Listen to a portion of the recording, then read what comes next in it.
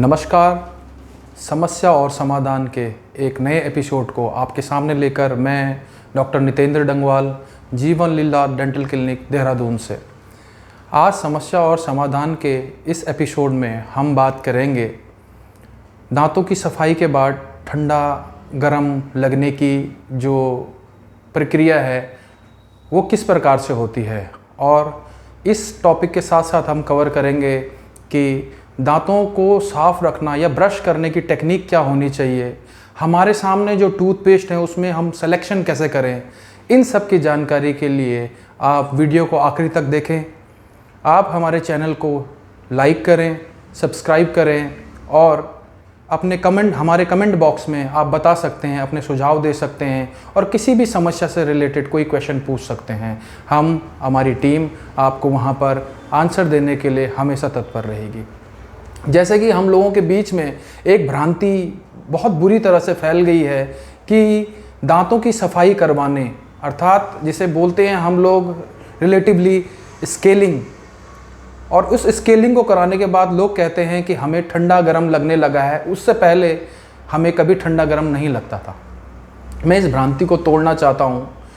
एक भ्रांति और जो हमारे बीच में चली आ रही है कि स्केलिंग दांतों की सफाई करवाने से दांतों की आउटर लेयर घिस जाती है या उनके दांतों के बीच में गैप आ जाता है।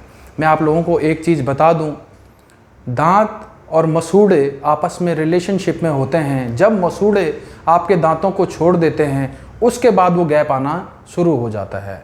गंदगी हमारे दांतों पे जब डिपॉजिट होने लगती है तो वो मसूड़ों पर एक्ट करती है। मसूड़ों में इन्फ्लामेशन नाम की एक प्रक्रिया जन्म लेती है और उसके बाद मसूड़े धीरे धीरे करके दांत को छोड़ने लगते हैं। जैसे जैसे मसूड़े दांत को छोड़ने लगते हैं वैसे वैसे गंदगी एक कैलकुलस, इस प्रक्रिया को कहते हैं, एक कैलकुलस नाम के एक स्ट्रक्चर को फॉर्म कर लेती है जिसमें मिनरल ऐड हो जाते हैं, उसमें गंदगी होती हैं, हमारे फूड रेमिनेंट्स होते हैं और उसके साथ साथ उसमें कुछ हमारे मुंह की सेल्स भी होती हैं, इसे एपिथेलियल सेल्स कहते हैं। तो ये स्ट्रक्चर मिलके एक कैलकुलस नाम का स्ट्रक्चर बनाता है। तो जैसे ही मसूड़े दांत को छोड़ देते हैं वो कैलकुलस वहाँ पर फॉर्म हो जाता है जो कि पीले और सफ़ेद कलर का होता है, जिससे कि हम लोगों को ये महसूस होता है कि ये हमारे दांत का ही पार्ट है। ये जो प्रोसेस है वो एक दिन में तो होती नहीं है, ये प्रोसेस काफ़ी लंबी चलती है। तो ये ग्रेजुअल प्रोसेस को होने में करीब 1, 2, 3 और 5 साल का टाइम लगता है। तो लगातार जब गंदगी वहाँ पे जमा होती है और हार्ड स्ट्रक्चर कैलकुलस फॉर्म कर देती है तो हमें महसूस होता है कि हाँ कुछ प्रॉब्लम होने लगी है। जैसे कि शुरुआती दौर पर दांतों में, मसूड़ों में खून आना, और इस तरीके के खून आने की प्रोसेस को हम हमेशा इग्नोर कर देते हैं। हम समझ ही नहीं पाते हैं कि ये जो प्रॉब्लम है आगे चल के हमें बहुत बड़ा नुकसान देने वाली है। पायरिया जो है ये मसूड़ों में जो खून आना है उसकी प्रथम अवस्था है। पहली सिचुएशन में पहले मसूड़ों से खून आता है, धीरे धीरे उसके बाद कैलकुलस का फॉर्मेशन होने लगता है। जब भी डॉक्टर उस कैलकुलस को हटाता है तो उस कैलकुलस के हटने के साथ साथ जो हमारी नसें हैं, दांत की नसें जो कि पहले से ओपन थी, वो फिर से खुल जाती हैं और उनके फिर से खुलने के बाद दांतों में ठंडा गरम लगने लग जाता है। ये डॉक्टर के कारण नहीं हुआ है, ये दांतों की सफाई के कारण नहीं हुआ है, बल्कि आपकी जो प्रॉब्लम पहले से चली आ रही थी उसके कारण हुआ है। अब लोग बोलते हैं इस प्रोसेस में हम कराएं ही क्यों। ये क्वेश्चन सबसे बड़ा है कि आगे चल के अगर हमने सफ़र करना है, अगर घर में गंदगी हो जाएगी और आप सफाई नहीं करेंगे तो वो गंदगी जमती चली जाएगी और घर के उस एरिया में सड़न बदबू आना शुरू हो जाएगा। घर को जिस तरीके से हम साफ़ रखते हैं उसी प्रकार से हमें दांतों को भी साफ़ रखना है। शुरुआती तौर पर दांतों में ब्रश करने की टेक्निक पे हमें ध्यान देना है। हम मोस्टली दांतों को इस प्रकार से हॉरिजॉन्टल प्रकार से सीधे सीधे करते हैं, जिससे कि इन दांतों के बीच में फंसी हुई गंदगी साफ़ नहीं होती है।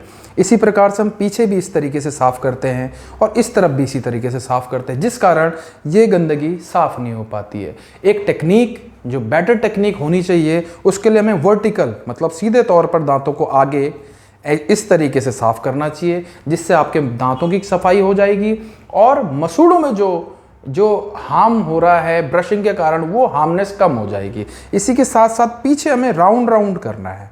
राउंड राउंड जब हम करेंगे पीछे, तो इसके कारण क्या होगा, एक तो मसूड़ों में ये हमारे ब्रिसल्स जो हैं वो हिट नहीं करेंगे, साथ साथ हमारी गंदगी पूर्ण रूप से दांतों से हट जाएगी। तो गंदगी जब हट जाएगी तो हमारे में कोई भी प्लाक या कैलकुलस या कोई भी मसूड़ों में खून आने वाली बीमारी जो है वो आगे नहीं पनप पाएगी। ये सबसे बड़ा कारण है कि हम लोग ब्रशिंग टेक्निक पर ध्यान ही नहीं दे पाते हैं। उसके बाद दूसरा कारण है कि हमारे बीच में ये चीज़ें चली आ रही हैं, कौन सा टूथपेस्ट यूज़ करना चाहिए।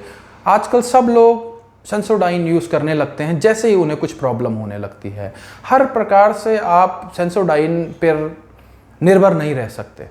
हर टूथपेस्ट, जितने भी अच्छे ब्रांड के टूथपेस्ट आ रहे हैं वो अच्छे हैं, उनमें फोमिंग जेल बहुत अच्छा बनता है और फोम के कारण जो इतना अच्छा फोम बनता है, दांतों की सफाई उतनी अच्छी होती है। उसके अलावा उनकी जो कॉम्पोजिशन है लगभग बराबर और सेम होती है। तो टूथपेस्ट कोई सा भी आप यूज कर सकते हैं, बट मेरा ये आपसे कहना है कि सफाई जो दांतों की हो वो कम से कम 2 बार हो और माउथ वॉश का यूज जरूर हो। इससे आपके दांतों में होने वाली जो गंदगी, जो डिपॉजिशन हो रहा है, वो नहीं हो पाएगा और आपके दांतों की और गम्स की हेल्थ लंबी बनी रहेगी। कुछ टूथपेस्ट में लोग कहते हैं कि हम बाबा रामदेव का कर सकते हैं। आप बेशक बाबा रामदेव का टूथपेस्ट यूज़ कर सकते हैं। उसके एब्रेसिव एजेंट कहने पर थोड़ा सा ज़्यादा है, मतलब जो पार्टिकल्स उसमें होने चाहिए टूथपेस्ट में, उसके पार्टिकल्स थोड़ा सा बड़े हैं, बट हर तरीके से वो टूथपेस्ट सही है। आपको टूथपेस्ट का होना बहुत ज़रूरी है, ना कि टूथपेस्ट की वैरायटी। जब आपके दांतों में ठंडा गर्म लगने लग जाए तो आपको सबसे पहले डॉक्टर, अपने डेंटिस्ट को विजिट करना चाहिए, ना कि इस तरीके से टूथपेस्ट, किसी भी टूथपेस्ट का सहारा लेना चाहिए। टूथपेस्ट आपके साइन और सिम्टम्स, समझ रहे हैं, बीमारी को नहीं हटा रहे हैं, वो साइन और सिम्टम्स को कम कर रहा है। जैसे कि ठंडा गर्म लगने पे आप सेंसोडाइन को यूज़ करते हैं, तो सेंसोडाइन आपके ठंडे गर्म लगने की समस्या को दूर करता है, कम करता है। बट जो बीमारी है, समस्या क्यों आई है, इस कारण को जानना बहुत ज़रूरी है। इस कारण को जानने के लिए आपको अपने डेंटिस्ट से मिलना होगा और इस कारण का पता लगाना होगा और डेंटिस्ट आपको उसके निदान के लिए कोई ट्रीटमेंट सजेस्ट करेंगे। उस ट्रीटमेंट के साथ ही आपको हेल्प मिलेगी। जैसे कि उसमें स्केलिंग आ सकता है, अर्थात दांतों को साफ कराना। जैसे कि मैंने शुरुआत में ही इस वीडियो के कहा था कि दांतों की सफाई होना बहुत ज़रूरी है। जो सफाई ब्रशिंग से नहीं हो सकती, वो सफाई अल्ट्रासोनिक क्लीनर, अल्ट्रासोनिक एक ही मशीन से, स्केलिंग मशीन है, इससे अल्ट्रासोनिक से, इस टिप से कुछ वाटर जेट निकलते हैं और इस टिप के साथ अल्ट्रासोनिक वेव्स लाती हैं जो कि कैलकुलस को पूर्ण रूप से दांत से हटा देती हैं। अगर आपको उसके बाद ठंडा या गर्म लगने वाली कोई समस्या लगती है तो आपको अपने डेंटिस्ट के पास मिलना चाहिए। वो आपको सेंसिटिविटी से रिलेटेड टूथपेस्ट आपको सजेस्ट करेंगे, कुछ माउथ वॉश सजेस्ट करेंगे, जिससे आपको हेल्प होगी।